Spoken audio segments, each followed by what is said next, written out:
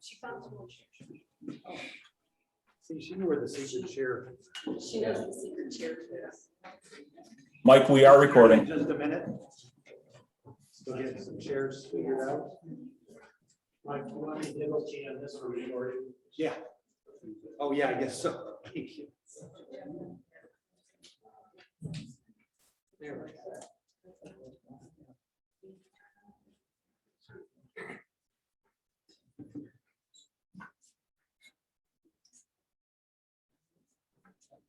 All right. We have a slide with you. Good morning. My name is Mike Lesich. I'm the new president of the Long Lake Property Owners Association. Welcome to our first in-person meeting since 2019. We're doing a hybrid here. There's an old saying in NASA. What is this? Failure is not an option. Well, this is a Zoom meeting, which means failure is always an option. So we're going to do our best here. Hopefully this will just get better as we move forward. Anyway, I'd like to call this meeting to order of the Long Lake Property Owners Association, meeting of 7/31/2021. Welcome. I am now going to lead us in the Pledge of Allegiance. I pledge allegiance to the flag Flag. of the United States and to the republic for which it stands, one nation, under God, with liberty and justice for all. Thank you very much. All right, I would like to introduce Diane Carroll. She is our new secretary. She will be calling the roll. Okay, I've never done this before, so bear with me. Michael Lesich, Present. Chris Lyon, Virtual. David Worth, Virtual. Diane Carroll, I think I'm here. Sue Bedra. Yes. Deb Salget. Cheryl DeBoer. Let's see, Janine Davis. Fran Seams. Let's see, Debbie, oh, I'm gonna Stroker Waltz. Here, Oh, I heard it here. I'm here. I heard it here. Okay. Here. Virtual. Susie Work. Lon Hiller. Julie Rubish. Jeremy Klosky. Michelle Taylor. Here virtually. Right, Rose Bargo. Chris Till. Okay. Karen Betzing. Laura Dimmitt.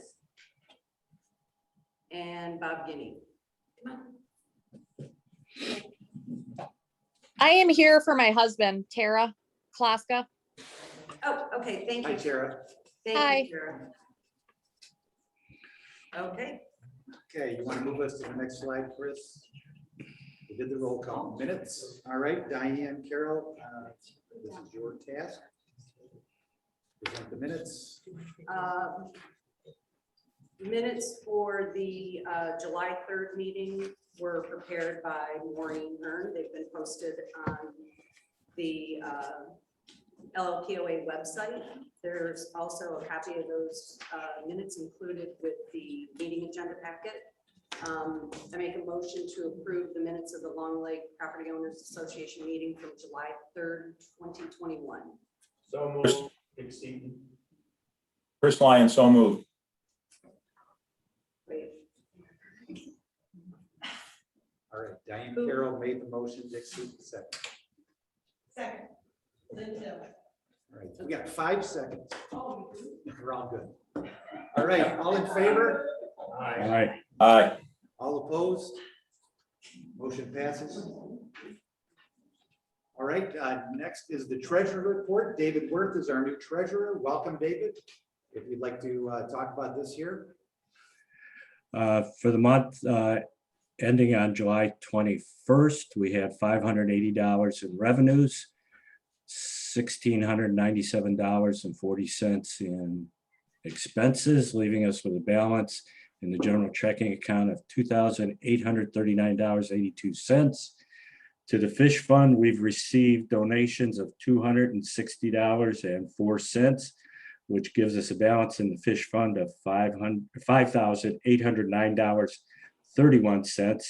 And in our general savings account, we have a balance of $12,261.53 for a total funds available of $20,910.66. Any questions? And I would entertain a motion to accept the treasurer's report as presented.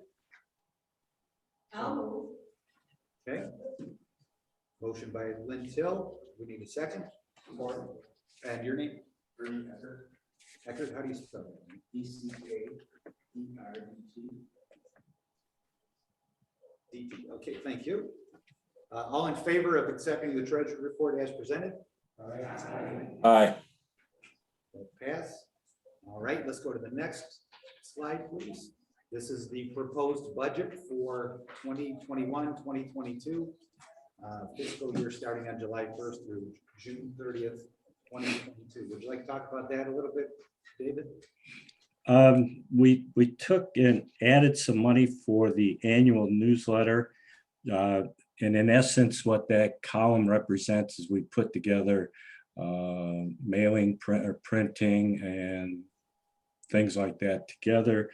The boat parade, we stayed the same. The post office box rental, we bumped it up $1. The golf outing, which Cameron will talk about later, we put money in for that. Hale, yes, we didn't have any money given to them last year, so we increased it a little bit this year. The Hale fireworks, we budgeted $100, gave them $100 last year. The insurance and liability for the organization, of which we paid $450 already. 452 is in that 602 budget. Membership packets, we're trying to look at some different things to get the new people on the lake involved in the association and maybe give them some incentives. It seems to be a big thing right now. If you give somebody an incentive, they seem to be more receptive as to what's going on. The conference, we still put $600 in for the MSLA conference. Even though we didn't go last year, we just budgeted this year because we don't know what'll happen because of the COVID restrictions. MSLA with the Riparian magazine for the officers was $356, which we've already paid for the year. The Waterfront Alliance is a organization we belong to, and we've paid that. Miscellaneous dollars just to have there. Mowing the lawn is the little triangle down by Long Lake Road, Lakeside, down where Bob Allward lives. I guess the best way to describe it with the sign in there. And Proscape does the item there for us. Office expense, we have money for labels for the newsletter. Officer stipends, that's for the board officers. Made it as just one budget item. Postage throughout the year in case we need it. Run Like Hale, they didn't have it this year. They hope to have it next year, and we sponsored $100. The state filing fee is our tax exempt filing fee that we have to pay the state $20. Federal government, we don't have to pay anything, but we still have to file as a nonprofit. Water quality testing, and then our web fees. So we have income of $6,000, and we're looking at projected expenses of $8,260. We think we might have a little bit of a deficit, but we have a reserve to work off of there. In the fish fund, last year we had $2,875 in revenues, and we're projecting $4,500. And out of the fish fund, the only expenditure we might have similar to last year is the Easy Pro pond products, which is the walleyes for Michigan, or where we refertilize or reseed or refish the lake, whichever term you prefer to use. Okay. thank you. Anybody have a I would question? I would just like to mention that the web fees are up. We're budgeting $2,000. We're going to look at that and find out exactly if that is appropriate. And I reached out to the web provider to get some more detail. So we're going to be looking at in that one closely.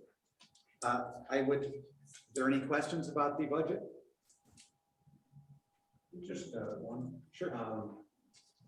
What would a normal balance of accounts be? You need to carry $22,000, $19,000. Does it keep increasing year over year other than this year? As far as year over year, I don't know that answer.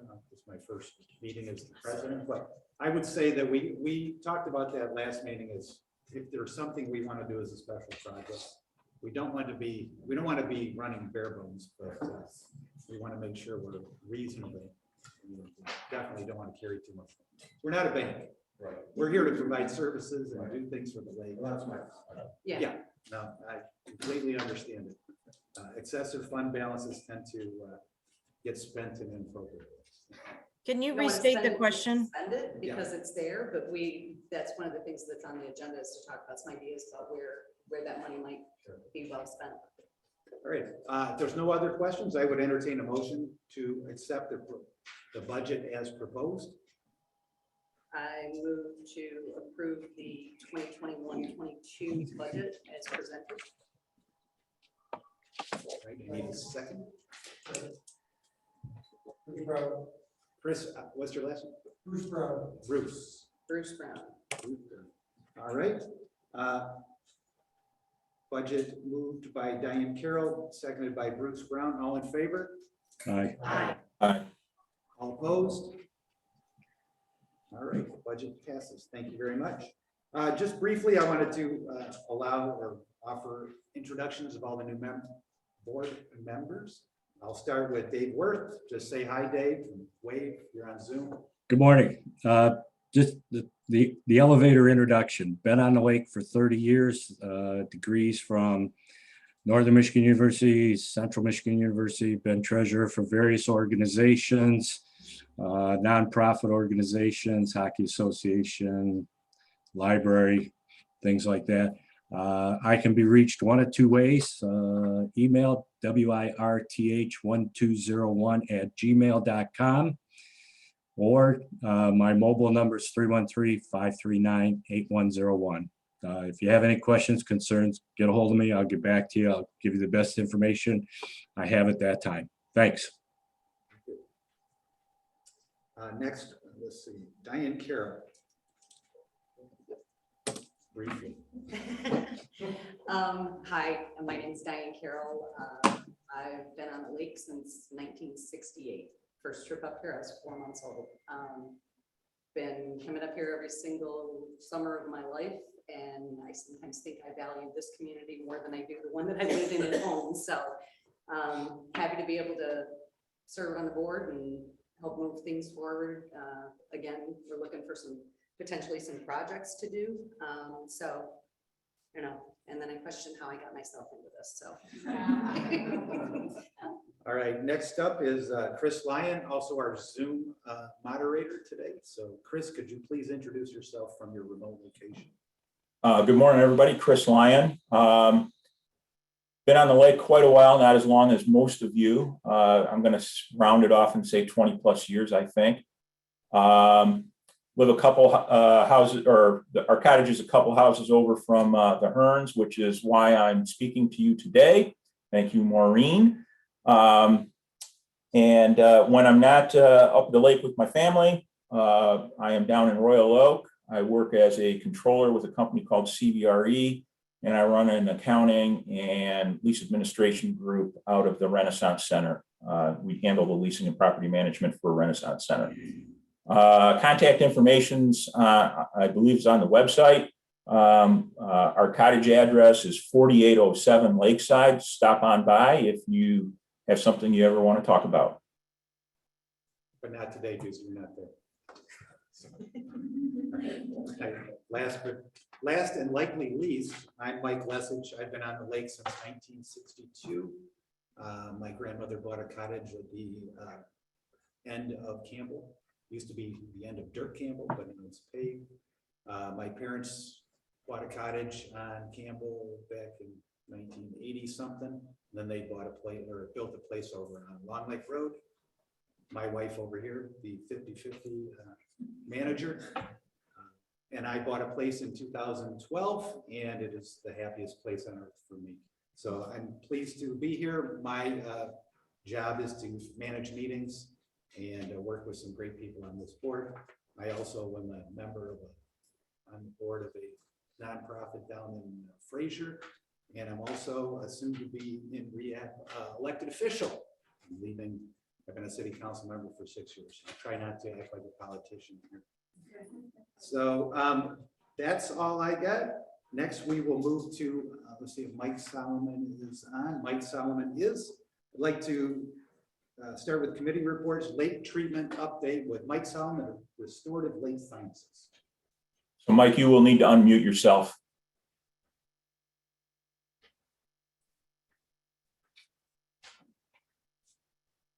There you go. Good. Thank you, Mike. This was fairly short notice, so I'm not sure I'm as prepared as I have been for some others. But we did do the treatment. It was July 26th, and we did a fair amount of treatment around the lake, as you can see. Plus, we added a couple areas to the survey. So we treated 27.5 acres of Eurasian water milfoil, and we used a product, a brand new product, Priscillacor, and also flumioxin, which has been used on the lake quite a bit. But that combination has been really, really effective. And Priscillacor is put on in parts per billion. So, you know, instead of adding, 27 acres with one of the granulars at 200 pounds per acre would have been 5,400 pounds. So instead we used maybe a little short of a gallon. So we're really happy with that, plus the fact that it just has been smoking Eurasian water milfoil on, we're using it kind of as our fallback treatment, and we've probably used it on 40 lakes this year. We treated 17.25 acres of algae with a combination of sea clear Right here. and also copper sulfate. Milfoil, not the pond weeds. We did do some pond weeds using Diquat and Aqua Strike, about four acres or so. Overall, the lake looks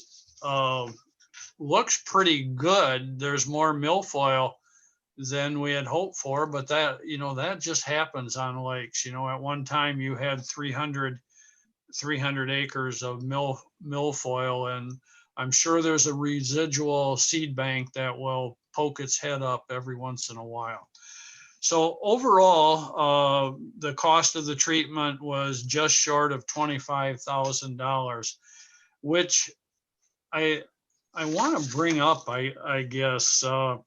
There's been some emails going back and forth that apparently we're $4,000 over budget. I'm assuming that I have never been told that we need to stay within a certain amount. And obviously we wouldn't overshoot that by a huge amount, but I think between the association and the township, we need a clearer vision of what can be spent on this within reason. So Mike, if you can coordinate that, I think with Roger, and give us a target amount. I'm going to assume there's carryover every year that can cover the shortfall for this year. you know, we're already or basically into August, so there probably will not be another treatment unless we did algae in the canal or something like that, which would be relatively cheap. So those are my thoughts at this point in time, and I'd entertain any questions.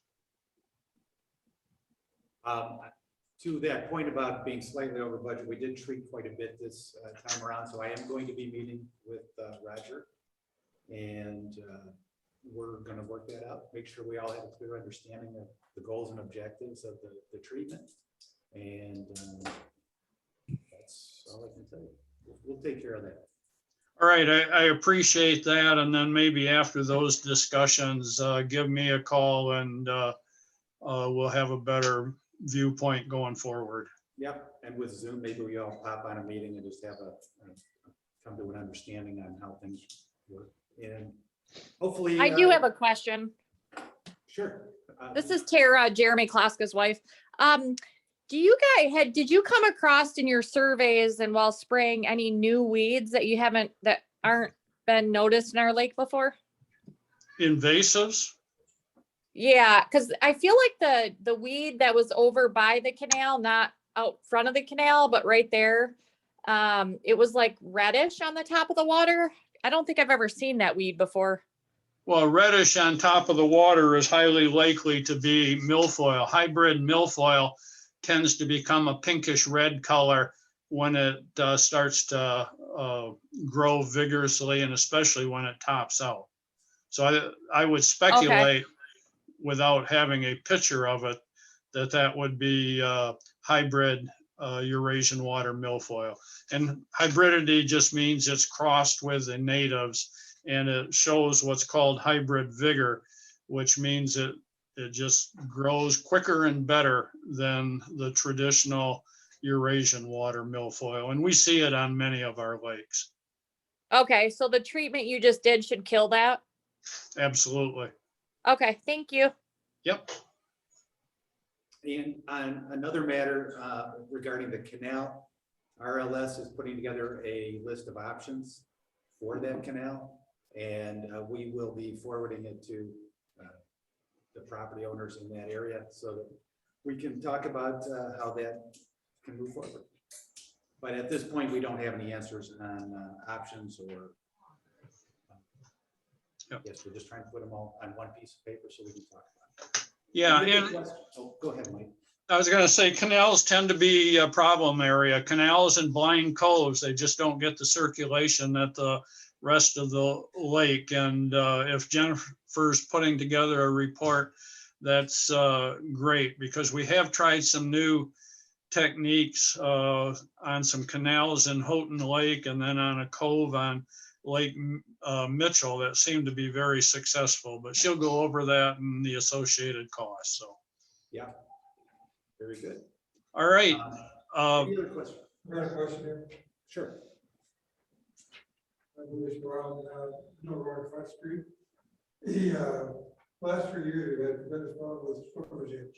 If anybody has addressed that before, we use copper sulfate on it, but he's gotten really bad the last couple of years. 3 years now. Did you hear the question, Mike? Not clearly. I heard that swimmer's itch is prevalent in one area and that copper sulfate was used in the past. Is there any more to it? No, that's pretty much it. It's I been. would say, yeah, we could treat it ourselves with copper sulfate. Well, technically, to treat yourself, you should have a permit from Eagle. Copper sulfate is used to treat the snails. And That's the problem. right, you need to identify the snail beds, and that's kind of old school. Not much of it's being done anymore, and there's real limits on copper sulfate now. And I think Long Lake still can use it this year, but next year I think you go to all the chelated copper products, which are more expensive but softer, softer on the environment. The situation is quite bad with the storage ditch now. Okay, I'm not understanding. There's kind of an echo. Could you come up here, Bruce, closer to the microphone? This is the first glitch in our hybrid Zoom. Okay, just come on and talk right here. Okay. The problem is the last 3 years we've had swimmer's itch. It's been severe enough that I had to go to the hospital last year. And it is not getting any better. And my son works for the Fish and Wildlife Service, and he recommended we use copper sulfate. Yeah, and I'm, first thing I think you need to look into the permit, you would need good identification of the snail beds. And we've got to remember that copper sulfate breaks down into elemental copper and it's in the lake forever. It does tend to accumulate in deeper areas, and it's real hard on invertebrates, in particular mayflies. So it certainly shouldn't be used indiscriminately. And there's more rules on treatment with copper sulfate or any of the algicides. Needs to be within I believe it's 100 feet of shore and avoid fishing beds. Copper sulfate was put on lakes, Cadillac, Mitchell, and Houghton are the 3 lakes it was used most heavily on. It was flown in. And 25 years later, we find it in the sediments at levels that inhibit mayfly larvae. So it's not something to use indiscriminately. It was the historic treatment for swimmer's itch. There are some new approaches, and there's a couple professors, one out of Hope College, where they go in when the ducks are flightless and inoculate the ducks. It's been successful on some lakes, but I would caution about overuse of copper sulfate. Thanks. Could you read to Mike that it's not just in one area? No. Yeah, we have, Yeah. we've had quite a few areas with the swimmer's itch. But we could, thank you for what you said, Mike. And I think it's an issue we may be revisiting from time to time because it has been bad the last couple of years. Yeah, and we could hook you up. Dr. Blankenspore, I believe he's still at Hope, has been kind of the leading researcher on this, and we could get that current information. Okay. Chuck? This brings up a point. We pay for a lake manager to look at the quality of our lake, and I would suggest that before any individual lake owner apply any chemicals to the lake, that they cover the lake manager to see what the overall implications on the lake are, and maybe make recommendations on how they're to use it, just as Michael just did. We need to have use that lake manager for its purpose, to keep the quality of our lake at the level that we want it to be. Agreed. Right, and Bruce, it's right, Bruce, can we talk after, just to touch base so I know where you're at on the lake? Sorry. Can we touch base after the meeting, just so we make an introduction? And, all right, thank you very much, Mike. There was a question. Oh, I'm sorry. So the lake manager is RLS, but at this point, I believe Mike has taken over kind of that, managing that working relationship with RLS. So I guess I would add, if anybody else has any kind of general questions or concerns about lake management, to reach out to Mike. Yeah, that would be great, and I will keep the board informed and I'm Good, and I'll of course coordinate a lot of that with Jennifer too, so we get both viewpoints reflected. Absolutely. Yep, if it's okay, I'm gonna bounce off this. I didn't have a. I think we're done, yeah. All right. We'll be in touch. We'll be in touch soon. And as Diane said, I'm kind of coordinating communication with RLS right now. All right. We'll see All you right, later, sounds good. Everybody have a good day. You too. All right, thank you. Thank you. And I try to keep people informed, let you know what the facts are. So hopefully you'll find that, and we'll be updating the website and That's what I can tell you. Thank you very much. Okay, I guess it's my turn. President's report. I did a little history of the lake treatment. And here's where we're at in 2012, 2013. We spent over $100,000 a year. Then we went to RLS and a lake manager with treatments, and we have spent an average of $29,613 since year 2014. Most of that is spent on treatment and lake management. Permits $14,000, lake management spent about $10,000 a year. Administration, setting up the special assessment district so that they can charge us for it on our tax bill. That has been about $10,000, $11,000. So go to the next slide if you could, Chris. So here's I always like pictures. Here's a picture of where we were at and where we're at now. And then the large blue part of the pie is the treatment. So this is how the money breaks down. Any questions on that? It's in the packet, in the agenda presentation. I just thought it was good to look at. Yeah, who actually sets that budget and the breakout between the treatment and the management? Well, the management of the lake is pretty much a set fee. I think it's $10,000 and some dollars a year. And then the treatment is based upon the surveys and the determination by RLS of what areas to treat and how much to treat.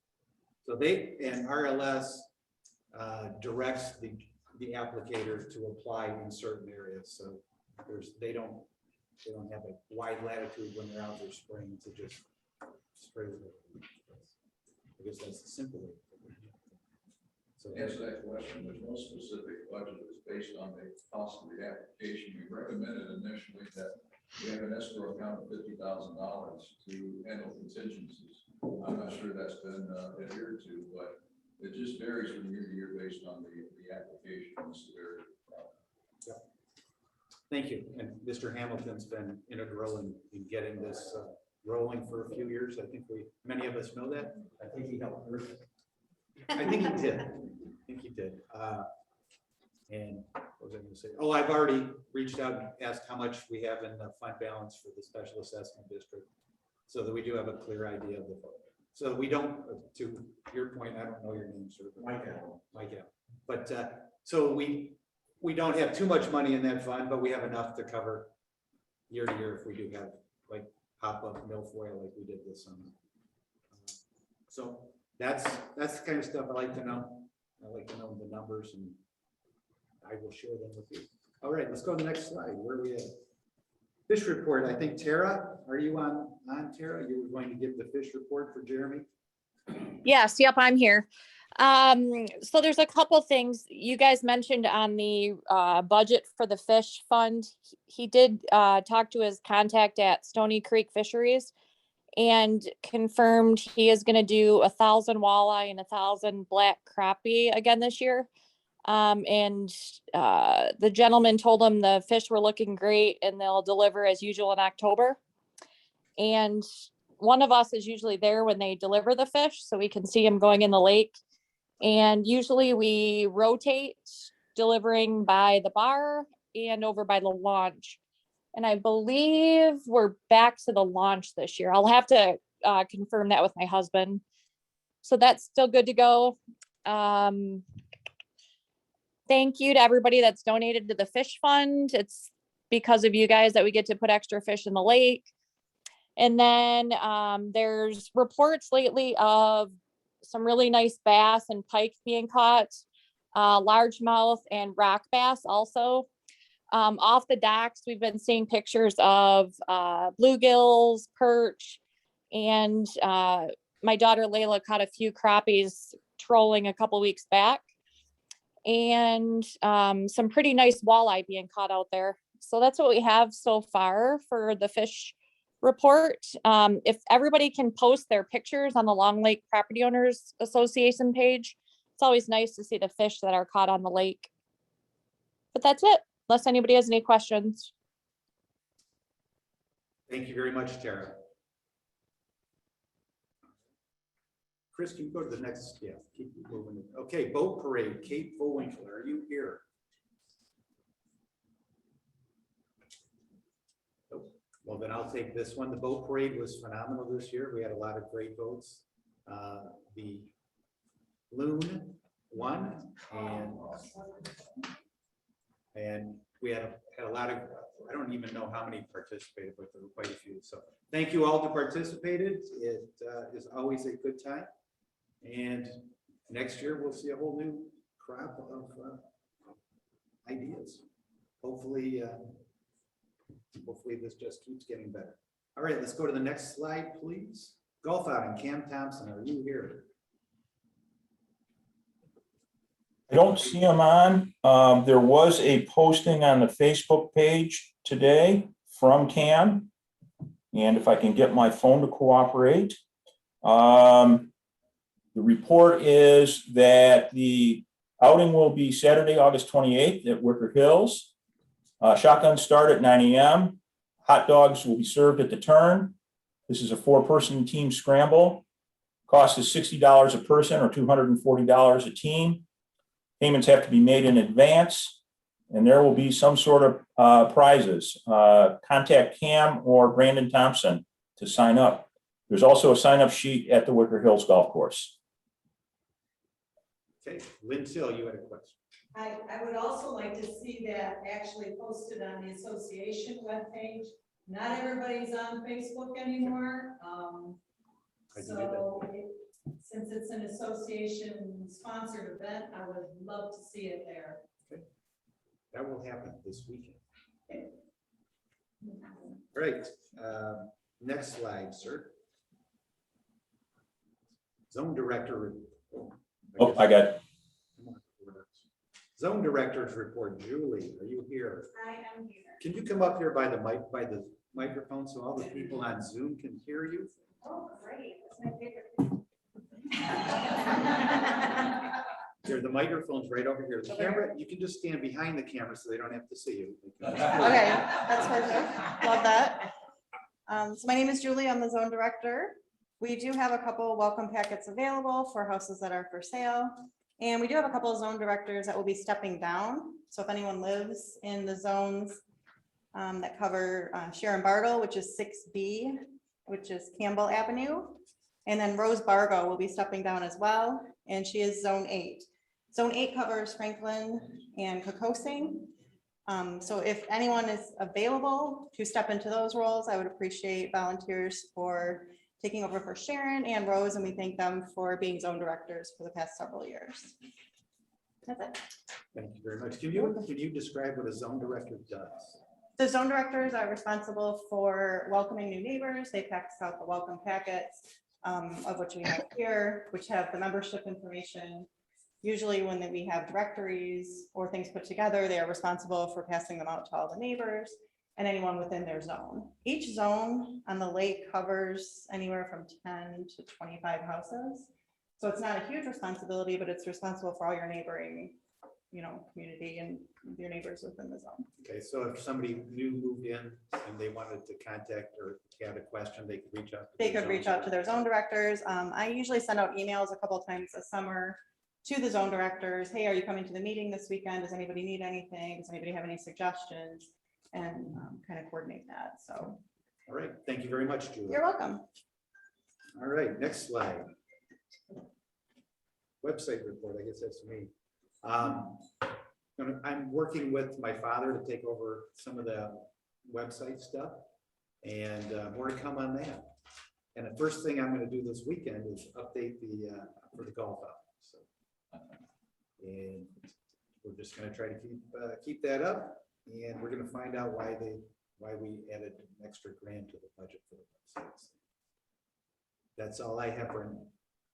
Hey, Mike, we skipped a couple. One was the water quality and the other was township liaison. You want me to go back? Yeah. All right, is Roger here? I don't see. Is Roger on? Let's see. I don't see him online either. Okay, I'm going to be talking to him. We've been chatting through Facebook last couple days about stuff, and he and I are going to meet very soon to talk about a lot of issues between the township, just so I get on board with how the association and the township work in hand to keep the lake in good condition. More to come on that. Hopefully by the Labor Day meeting, we'll have some more information. New water quality monitoring program. I have no idea what this is. It was on the May agenda, so we'll.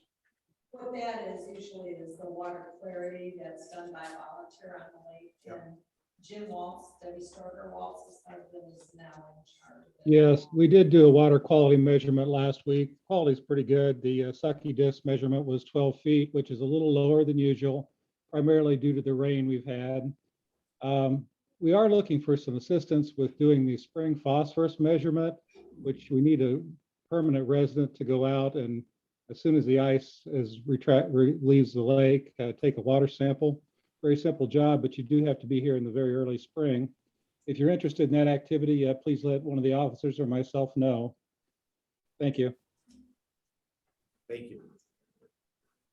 Thank you for taking that on, and I will. Jim, do we have your email address somewhere? I assume you're a zone I'll see that you get it. Okay, I'll reach out to you and just so we have a contact and you can teach me about what we're doing. All right, we can educate each other. Okay. Next up, cleanup committee, Laura Lesage.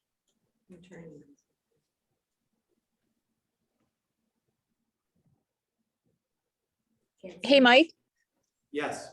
this is Jeremy's wife again, Tara. He can do that phosphorus collection and he's usually here for ice fishing. So we can take care of that. That Okay. would be great. I'll be in touch. Sounds good. All right, we'll coordinate the three of us. Just make sure everybody's on the same page. Thank you. All right, Laura. Hi, everybody. I'm Laura Lesage. I have taken over the cleanup committee for the lake. Thank you to Francine for all her work in the past few years and all the volunteers that have come around and did the cleanup in the past. I wish you all come back again. The cleanup is the Saturday after Labor Day, which is September 11th, I believe. And of course, all through the summer and all through the year, you're welcome to clean up whatever you see that's laying around. So depending on the weather, of course, some of us try to get started on the cleanup earlier in that week to make that big difference for the fall. And then at the end on Saturday, we'll meet at the bar at 10:30. And I can have a few of the grabbers, or you can bring your own, some bags, gloves. Please wear gloves. You never know what's on the ground there. And we'll get around the lake, and everyone should have an assigned area, which makes it much clearer.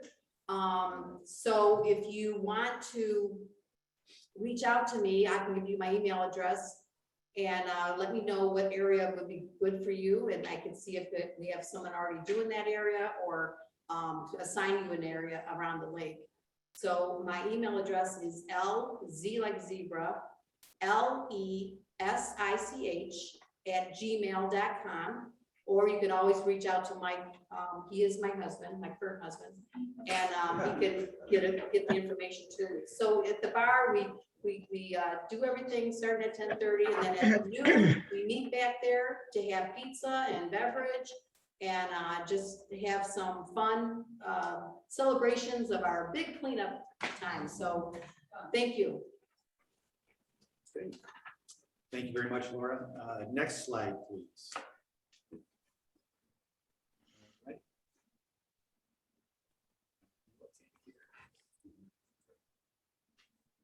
I don't know what the bank account resolution is unnecessary. Potential projects, we do have a fund balance. It's not a lot, but we are entertaining ideas for small projects that might improve the lake if somebody has an idea. Nothing specific yet. So if anyone has one, drop an email to the board. We can talk about that over the next. Speak up a little bit, please, Mike. What? Huh? I didn't hear you. Speak up a little bit, please. Speak up a little bit. All right, I'll try. Thank you. All right, potential projects. We We are looking at if there's something we can do to improve the lake experience. We don't have anything in mind yet, but we are keeping an eye on things. If anyone has an idea, please reach out to me. My name is Michael, Michael. My email address is michael.lesich, LESICH @gmail.com.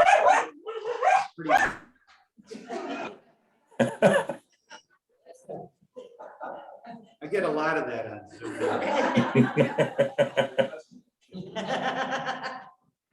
All right, let's see, comments from members. Let's just go right there. Anyone have anything that they'd like to add? If they're in the room, please step forward towards the microphone so everyone on Zoom can hear you. Otherwise, start speaking on Zoom.